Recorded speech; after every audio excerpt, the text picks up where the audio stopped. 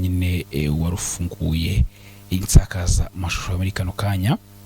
Twihuse cyane rero tukaba tugeze mu gice cya kabiri cyacu nicyo cya nyuma, aho tuba tugiye gusengura ku nsanganyamatsiko twabateguriye, tukakira n'umutumirwa twabateguriye nyine kuri uwo munsi. Icyo tugiye kugaruka, tugiye kureba ku bijyanye na serivisi zo kugura no kugurisha imitungo, ariko bikozwe mu buryo bwa kinyamwuga. Ngira ngo iyo tuvuze uburyo bwa kinyamwuga, ariko tuza twita nk'abakomisiyoneri, ukaba ukeneye inzu, ukeneye kugura imodoka cyangwa kuyigurisha, ukajya ahantu ndi abakomisiyoneri kenshi baba bari. Impamvu uvuze ngo kinyamwuga ari abakomisiyoneri, hari uko babikora bitari kinyamwuga, kuko iyo tuvuze ikintu kinyamwuga aba ari ikintu gifite standard. Kuvuga ati urugero, ni imodoka iyi ikora cya kibanza iki n'iki kikuraya, iyo bigenze gutya na gutya, wenda uwo muntu wigufashijemo ahabwa gutya na gutya n'urugero, aho ugasanga we bobo ashyizeho cyangwa babashyizeho amafaranga uko bishakiye, bitewe n'uko yakubonye, bitewe n'agaciro k'ikintu, bitewe n'uko ugikeneye kukigura cyangwa kukigurisha, agashyira amafaranga nyine mu buryo yiboneye. Niyo buryo tuvuga ngo ntago uburi kinyamwuga, kandi turifuza ko serivisi zose niyo abari serivisi ari gukora, ariko ni gute noneho yagakozwe kinyamwuga. Hari ababe muri umunsi ku munsi, ani hose nakira n'uwo turi kumwe muri kano kanya. Ndi kumwe na Ahivugiye Flora, akaba ari umuyobozi mukuru nyine wa Nzuri Business Group Limited. Tubaha ikaze mu kiganiro cyacu bwana Flora no ku Isango Star kandi muri rusange. Murakoze cyane. Twishimiye kubana namwe. Ngira ngo icyo nari garutseho tugiye no kuganiraho ni ibintu mukoraho umunsi ku munsi, mu bimazemo n'igihe kinini. Bimazemo igihe kinini mikora ko hari ko nangiye mfata ino image gatura mu komisiyoneri, abo twitwa komisiyoneri, ko bakoraga ubwo buryo bwa kinyamwuga. Dufashe uduhe ishusho, ariko ubwo iyo shusho nayihuza na service nka Nzuri igenera abaturarwanda, aho turi iyi shusho umunsi ku munsi ahashize n'uyu munsi uko igenda izamura, cyangwa icyo mukora kugira ngo iyi service irushaho gukomera cyane no gutera imbere, ko tunabihuza na service mutugenera n'abaturarwanda AZ. Murakoze cyane. Muri makeya, nk'uko wari ubikomojeho, ikintu kijyanye n'abakomisiyoneri cyangwa se n'akazi k'uburanga, wenda nakomoza ku byo dukora tubamo umunsi ku wundi. Nk'uko wari ubinsabye, nkavuga ku bijyanye n'ahahise, uko ako kazi kagendaga gakorwa, nuko ubu ngubu kagerageza kugenda gatera imbere ukurikije n'imiterere y'igihugu cyacu, ko nacyo kigenda gitera imbere. Serivisi nyinshi abantu bagerageza kwiyapudetinga kugira ngo bajyane nabyo. Ntekereza rero ko n'ako kazi k'uburanga cyangwa se k'ubukomisiyoneri nako kadasigara inyuma uko bisa kose cyane. Ngira ngo nko mu bihe byatambutse, abantu bari bafite ishusho y'abakomisiyoneri itari nziza, ariko ntekereza ko ubu ngubu bigenda ihinduka. Abakomisiyoneri, iyo bavuze abakomisiyoneri, wenda abantu babyumve neza, hari n'abahuza. Kuri n'abahuza, nta nubwo abakomisiyoneri baba mu mazu mu kuranga amazu agurishwa cyangwa se akodeshwa gusa, cyangwa amamodoka, ahubwo usanga baba no mu zindi serivisi nyinshi. Nuko ahubwo iyo bavuze ijambo komisiyo, abantu bahita bumva ni mu mazu, ni mu mamodoka. Ariko n'ubundi nahoze mbona muri kwamamaza za societe d'assurance, nazo zibamwo abakomisiyoneri, nazo zibamwo ababroka.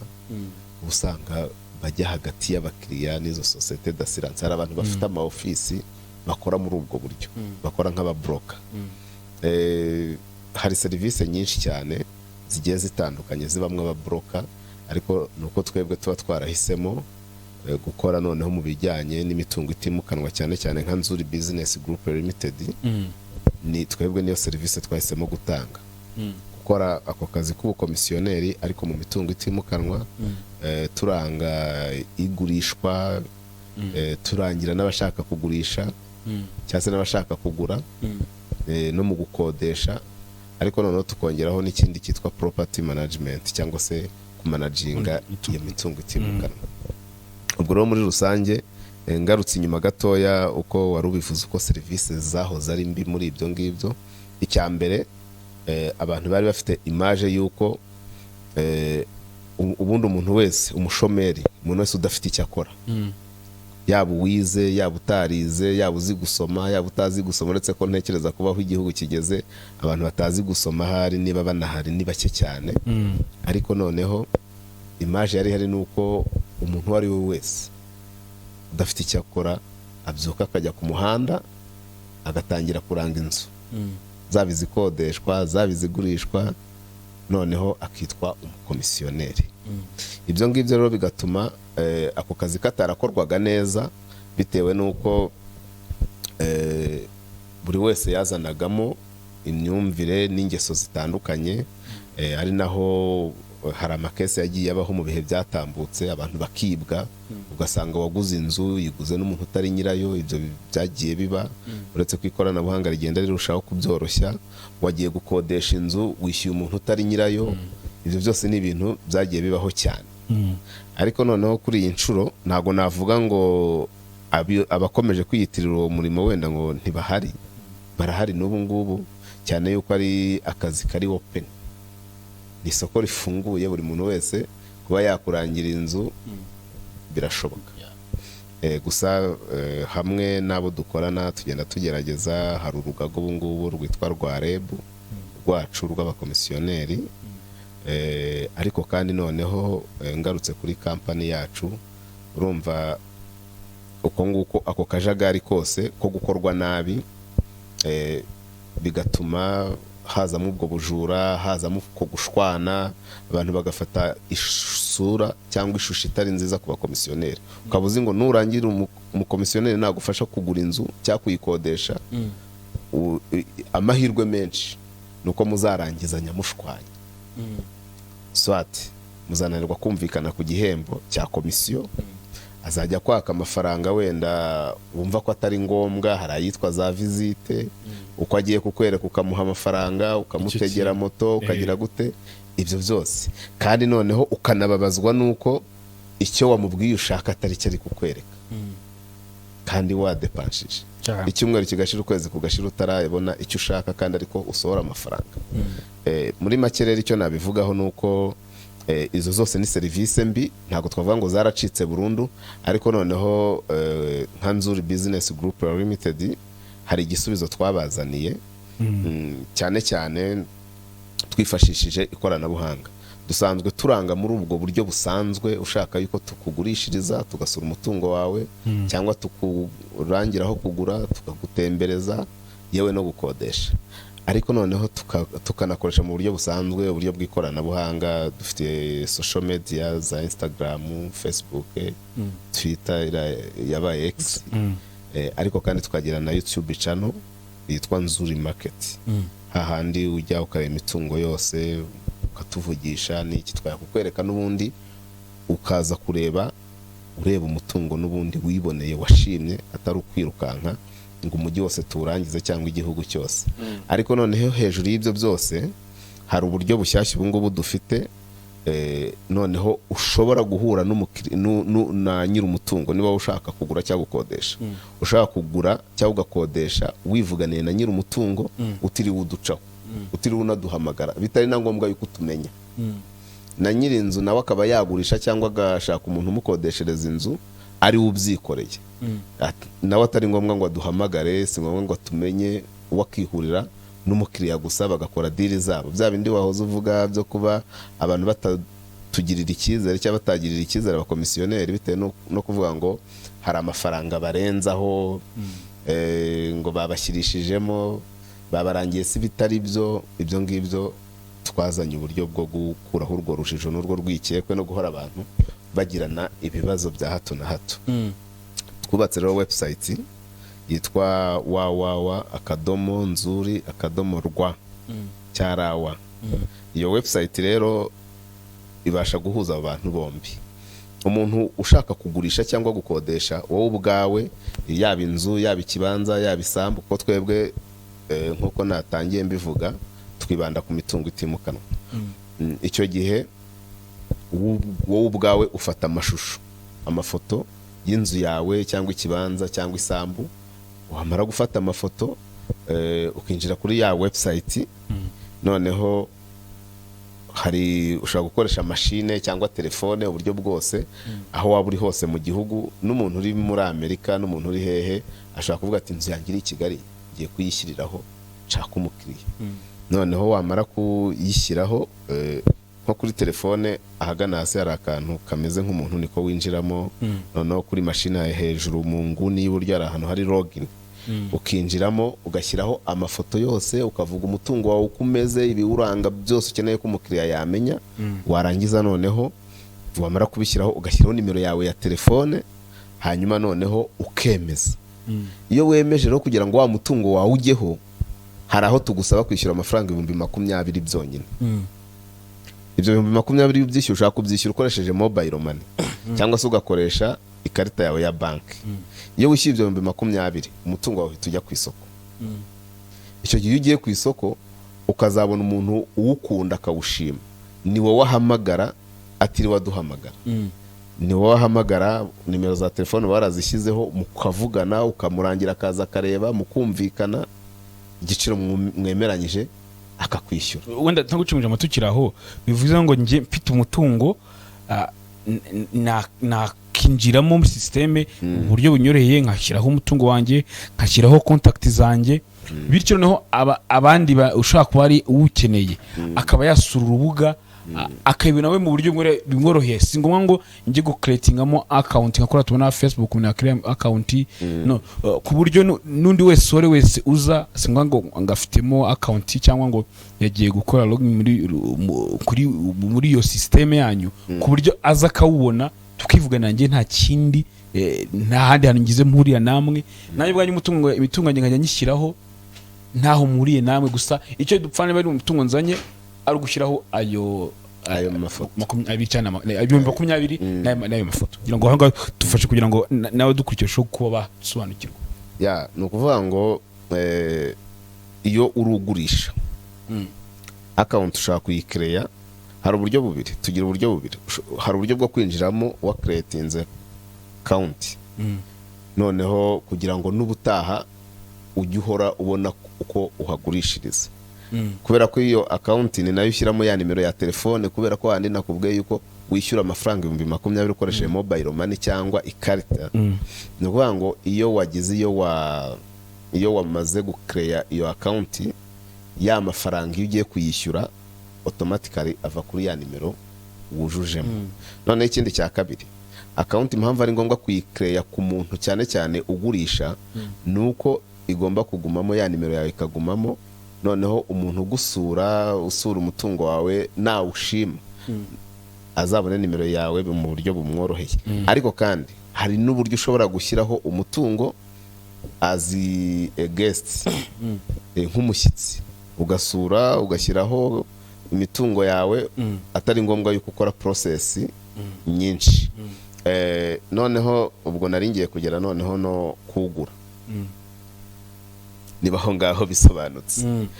Ugura rero nawe we araza akajya kuri website nk'ibisanzwe, akareba imitungo iriho, amafoto yo kuyareba ni free, akareba amafoto, akareba detaye zose, akareba umutungo uri muri range ashaka. Ushobora no gukora research, ushobora no kwinjiramo wenda ufite budget ya $50,000 cyangwa 100, ukandikamo $100,000 akaza imitungo iri muri icyo giciro gusa.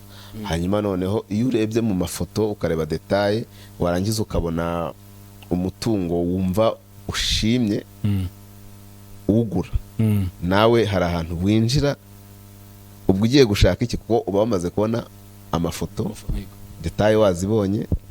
Ahantu winjira uhinjira ugiye kubona noneho contact za nyiri umutungo, kubera ko nazo ziba zihidinze, ziba zihishe kugira ngo uwo ari we wese ataba yamuhamagara pururiye.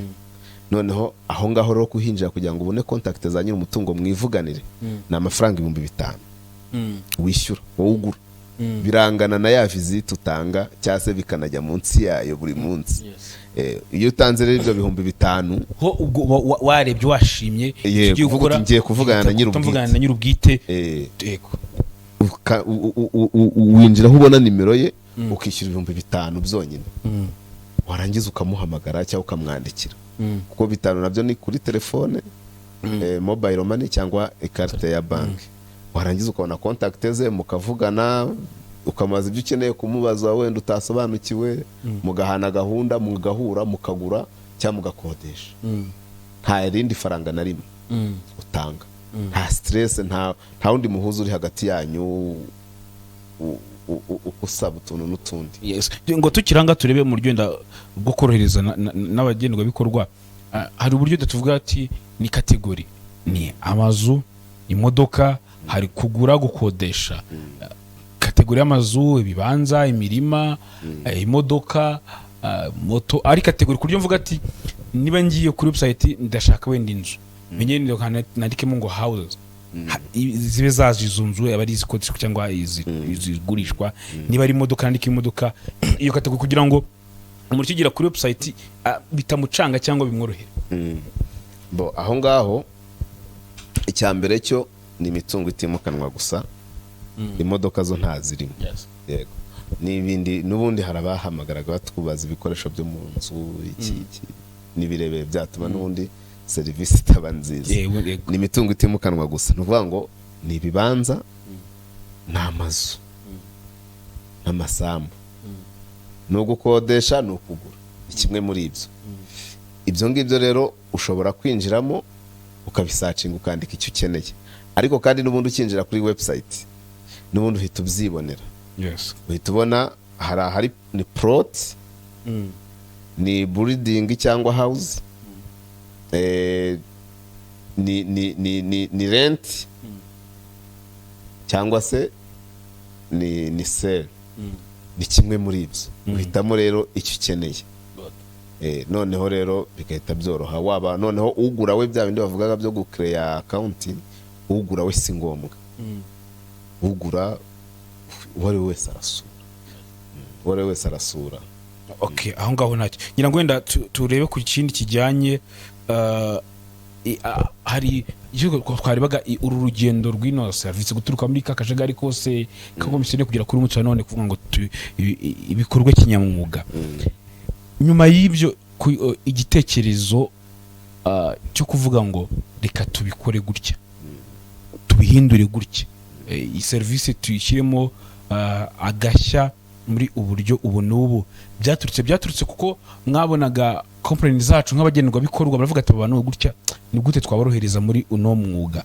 Igitekerezo cyaba cyaravuye he? Ago tunareba nyuma y'ibyo byose kuri umunsi wa none, ubwo ni ibibazo bitatu bihuriye hamwe. Kuri umunsi wa none iyo tuvuze ngo service unoze muri no sector yanyu, kugira ngo dukurikiye yumve ngo iyo byanjye ninjye bakabikagenda gutya nzaba napfunyikiwe amazi.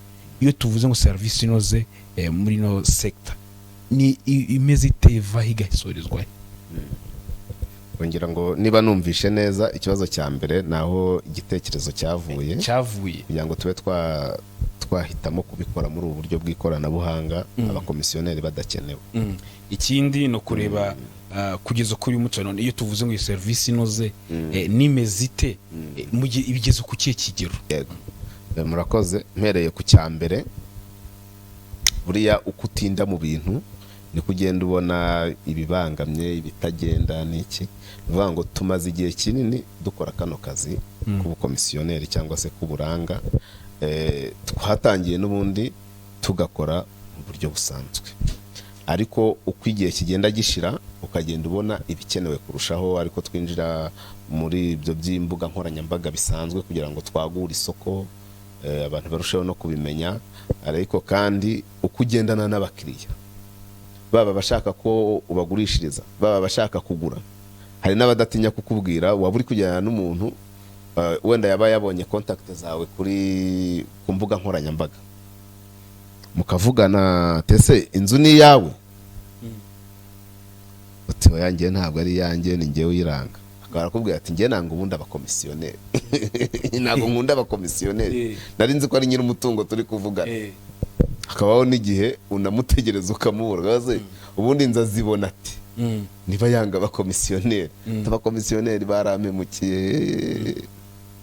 Noneho ejo ukagenda mu kazi dukora ka buri munsi natwe, mbere yuko nyine dutangira ubu buryo, nubwo ubu turi gushishikariza abantu kubwitabira bakabukoresha, kubera ko buriya abakomisiyoneri ntabwo turi shyashya, ariko n'abakiriya nabo harimo abadashobotse. Umukomisiyoneri ukamufata aho umukuye, akakuzungurutsa iyo serivisi n'ibyo akayiguha akakwereka, ariko wazajya kugura cyangwa gukodesha ntumuhamagare. Mwarumvikanye n'igihembo, ukazunguruka, umukiriya akazunguruka akagenda agashaka nyir'umutungo akagura, inzu akayituramo. Umukomisiyoneri bamaranye ukwezi kurenga bazungurukana akamuca inyuma, ntamwishyure ya komisiyo. Ni ukuvuga ngo hari ububi bwacu wenda ne kwikuramo bw'abakomisiyoneri, ariko hakaba n'abakiriya badashobotse, ari nabyo bituma rya zina ryo kuvuga ngo abakomisiyoneri ni babi naryo rishobora kuvaho bigoranye, bitewe n'uko nabo barahemukirwa, natwe barabidukora. Ntanatinye yuko ari na kontra mufitanye, ariko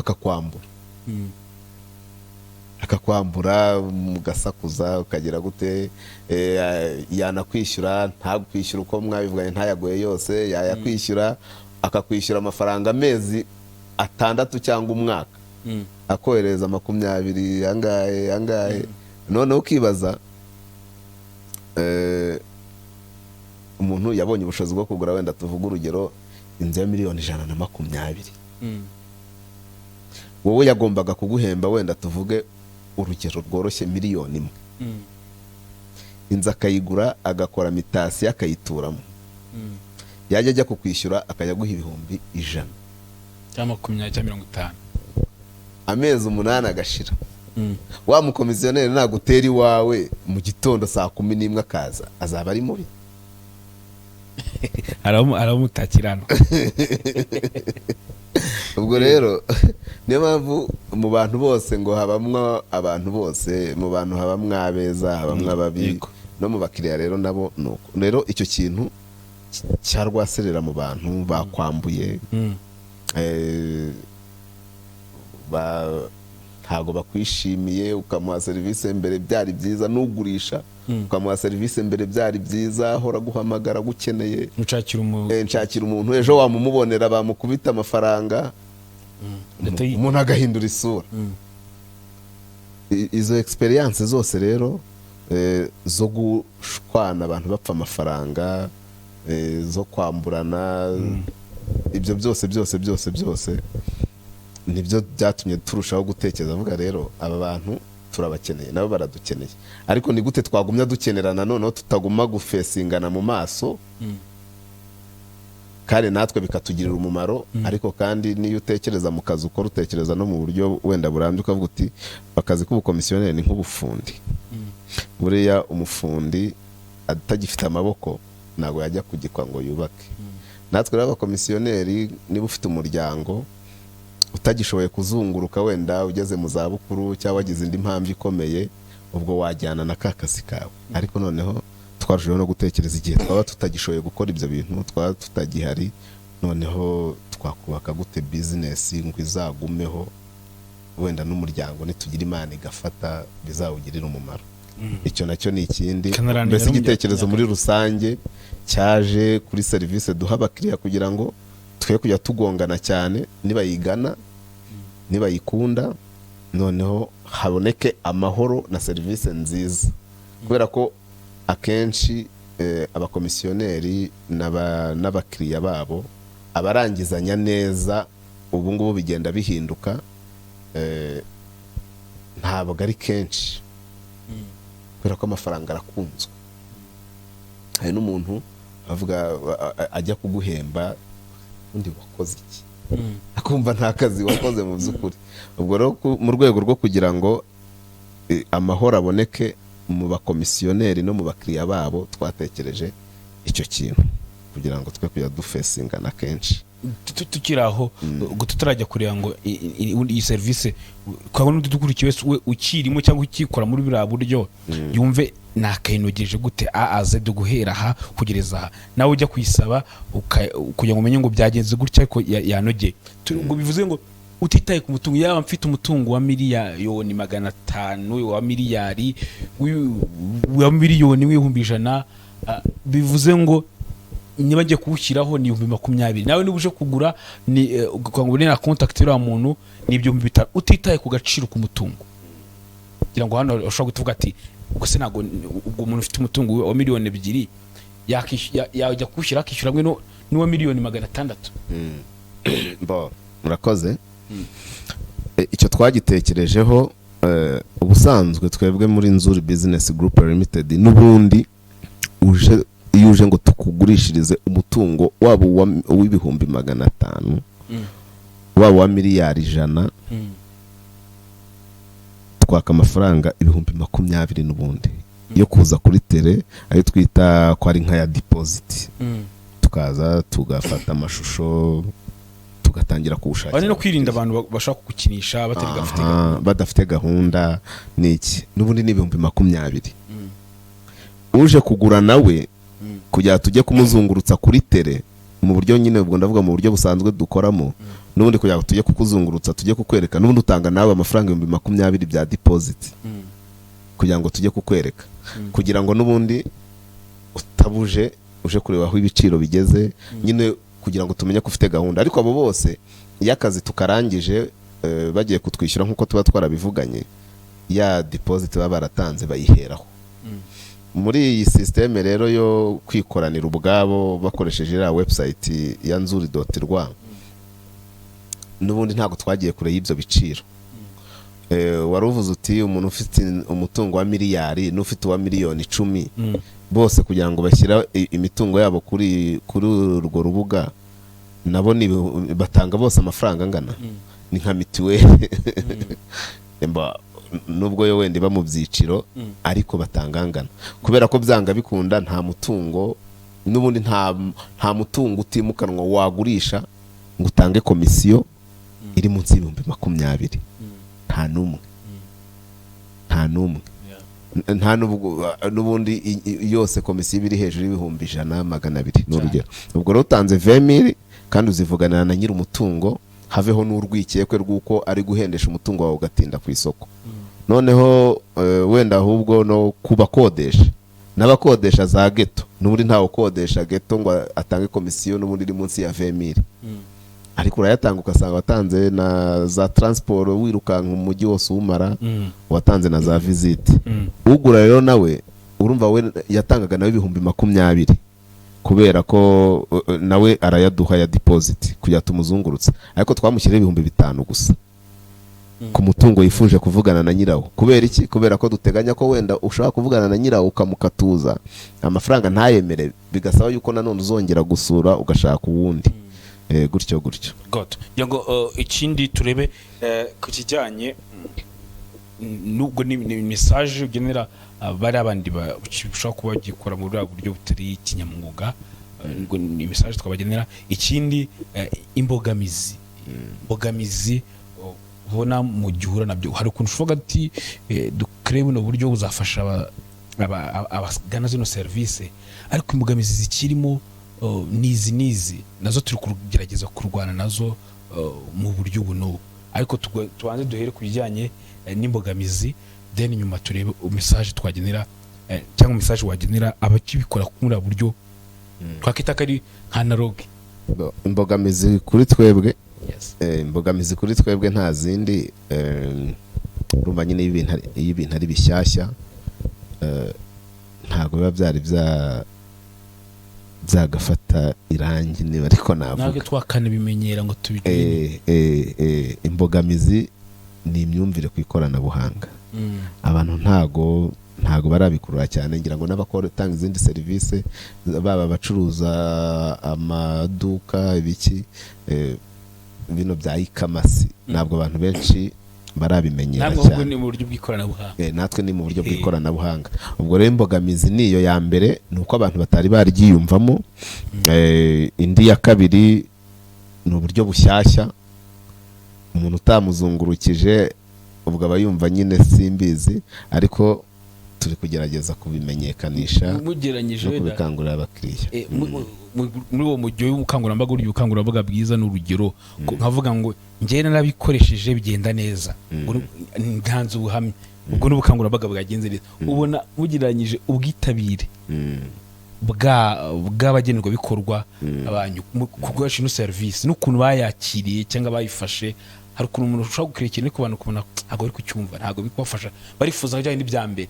Urebye ubwitabire bwabo n'ukuntu babyakiriye, mubona bihagaze cyangwa iki? Impinduka zose ziragora, ariko abo tubasha kuvugana n'uburyo babyitabira, abantu bose byibuze ku kigereranyo cya 95% bose batubwira ko ari byiza, hari byinshi bizakemura n'iki.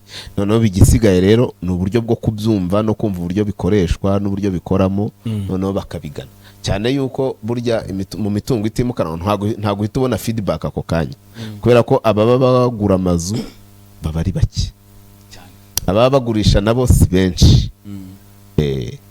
Ubwo rero iyo ni imbogamizi ya mbere. Iyindi, n'abagurisha baracyafite nyine baba komisiyoneri bo mu makaritsiye babegereye cyane, ku buryo ahita bimubwira vuba mbere yuko anamenya buno buryo, cyangwa se yanabukoresha. N'ibintu by'ubunebwe ariko birimo. Iyo umuntu atazi ikintu aba yumva ko atakizi.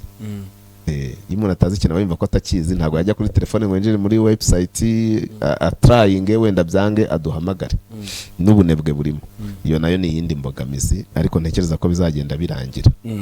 Yes, mu buryo bwo gutanga message kuri ora komisiyoneri bakikora bira twakita nk'ari analogue, ariko tureba ngo iyo message cyangwa nuko mubegera cyangwa mubasobanura cyangwa mukorana nabo kugira ngo babe bumva nabo uburyo bwagakoresha. Ngiye shora nk'urugero kuba umashine kugurisha inzu, kugurisha ikintu runaka atazi uburyo bwanyu. Ngiye nk'abandi umukomisiyoneri nkabana namwegera nkamubwira ngo okay, reka tunagifate tugishyire hariya, nubona umukiriya uvuye hariya uzamenye ko ari njye waguhaye iyo message, nanjye uzabimenya.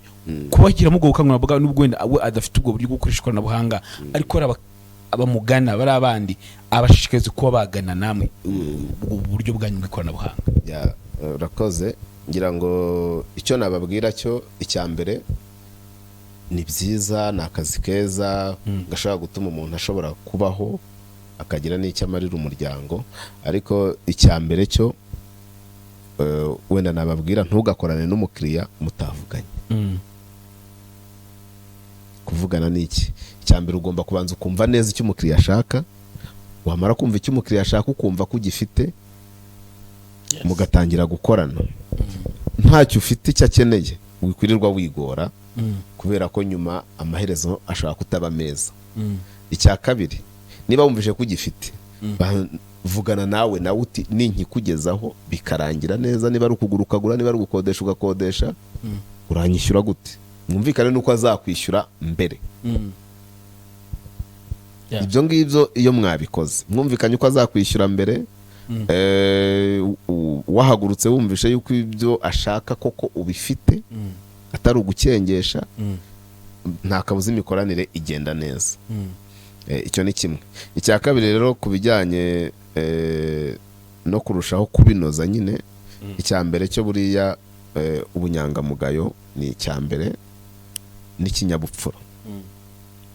Kuko buriya nabyo mu byo bagiye badushinja discipline nkeya, ibyo ngibyo ni ibintu bijyana ubunyangamugayo, discipline no kumvikana n'umukiriya mbere ya byose. Noneho rero ku bijyanye n'imikoranire natwe, ubu ngubu turi kunoza neza uburyo bwo gukorana n'abo bakomisiyoneri hirya. Niba ufite inzu ukodesha ukabyikorera, haba hariho support number, igihe ubona bitagenze neza ukaduhamagara cyangwa ukatwandikira tukakuyobora, hanyuma tukagufasha umutungo wawe ukawushyiraho, ukazabona umukiriya mwivuganiye. Nawe rero umukiriya wowe ukeneye kugura cyangwa gukodesha, ni inyungu kuri wowe cyane, kubera ko urugendo rumwe ugiye kuri tele gusura amazu udepansa amafaranga atari munsi y'20,000. Ntabwo ushobora kubona inzu wifuza ukoze ingendo ziri munsi y'5. Iyo ni experience dufite. Ariko mu gihe wagiye kuri la website, ushobora no kujya kuri YouTube channel yacu ya Nzuri Market. Akenshi imitungo iriho ubusanga iri no kuri ya website, ariko kuri YouTube ntabwo usangaho contact za nyiri umutungo, urazisanga kuri website kuko niho uri bwishyurire. Nujya rero kuri website ukareba imitungo iriho, ukabonamo uwo ukunze, uravugana na nyirawo, ntabwo azakubeshya nk'umukomisiyoneri. Ntabwo azakubwira ngo iraha hatariho iri, kuko ni nyiri umutungo. nta zindi nyungu bifitemo inyungu, arayigira rimwe gusa ari ukuguza kugira ngo Kandi akemure uragura ikibazo. uko washimye. Kandi uragura ari uko washimye. Ubwo rero ca kuri website nzuri.rwa urebe ibintu biriho, nurangiza wishyura inote y'ibihumbi 5 yonyine ugure. Bitandukanye nuko wa depanse ibihumbi birenga 300 uzanatanga komisiyo bikagera muri miliyoni n'imisago. Aho ngaho rero ni kubagura harimo avantage nyinshi cyane. Diaspora rero by'umwihariko niba hari ababasha kuza kumva ibyo twavuze, bo bafite ibibazo byinshi mu bijyanye n'ibi ngibi, par experience, baribwa n'imiryango yabo, arohereza amafaranga umuvandimwe ngo amugurire inzu akayarya, niba yamuhaye miliyoni 100 akamugurira 60, ni urugero. Arohereza amafaranga ngo bamwubakire, ntibamwubakire. Hari ibintu byinshi cyane, ariko biroroshye aho waba uri hose kugira ngo ubashe kureba kuri iyo website, ubashe kubona aho icyo ukunze, wivuganire na nyiri umutungo direct.